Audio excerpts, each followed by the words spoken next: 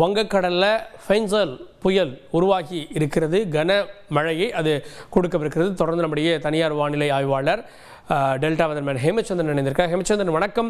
புயலாக மாறும் அப்படின்னு நேற்று இரவிலிருந்து மீண்டும் நீங்கள் உட்பட எல்லாருமே கணிச்சிட்டு இருந்தீங்க. ஒரு வழியாக புயலாக மாறிவிட்டது. இப்படி மாறி மாறி வர்றதால இதனுடைய தீவிரத்தன்மை குறைவாக இருக்குமோ? ஏன்னா புயலாக மாறும், மாறாது, இல்லை இன்னும் ஒரு படி டீக்ரேட் ஆகும் அப்படின்லாம் சொல்லப்பட்ட சூழலில் இது புயலாகவே கரையை கடக்கும் தான் தெரியுது.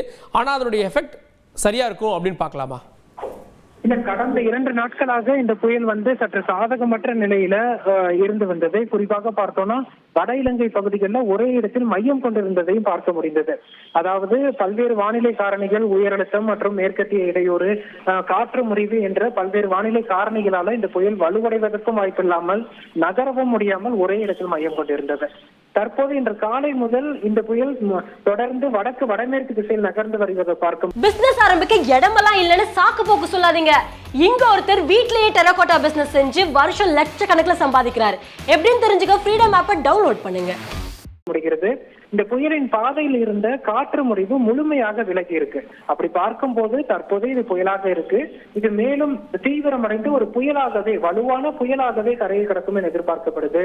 குறிப்பாக சென்னைக்கும் புதுச்சேரிக்கும் இடையே மரக்காணம், மகாபலிபுரத்தை மையமாக வைத்து கரையை கடக்கும் என எதிர்பார்க்கப்படுது.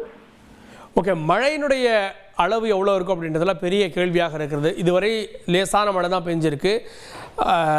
எக்ஸ்ட்ரீம் ரெயின்ஃபாலும் சிலர் கணிக்கிறாங்க. அதற்கான வாய்ப்பு இருக்கா? அதாவது கிட்டத்தட்ட இந்த புயல் சின்னம் ஒரு 420 கிலோமீட்டர் 400 கிலோமீட்டர் தொலைவில் மையம் கொண்டிருக்கு. இது தற்போதுதான் நிலப்பகுதியை நோக்கி நகர்ந்து வருகிறது.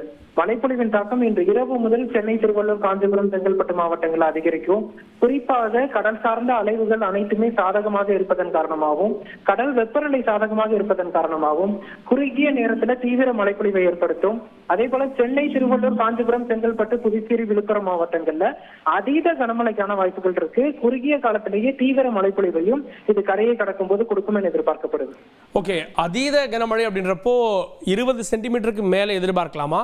20 சென்டிமீட்டர் வரை தான் ஒரு பெருநகரம் தாங்கும். அதன் பிறகு வெள்ளப்பெருக்குக்கான வாய்ப்பு இருக்கிறது. உங்களுடைய கணிப்பு எப்படி?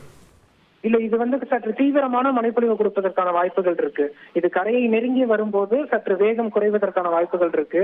அப்படி பார்க்கும்போது கரையை கடப்பதற்கு முன்னதாக சற்று மெதுவாக நகரும் என்பதனால ஒரு தீவிர மழைப்பொழிவு, குறுகிய நேரத்துல தீவிர மழைப்பொழிவு, ஒரு 3-4 மணி நேரத்திலேயே ஒரு 30-40 சென்டிமீட்டர் அளவிற்கு மழைப்பொழிவு கொடுப்பதற்கான வாய்ப்புகள் இருக்கு.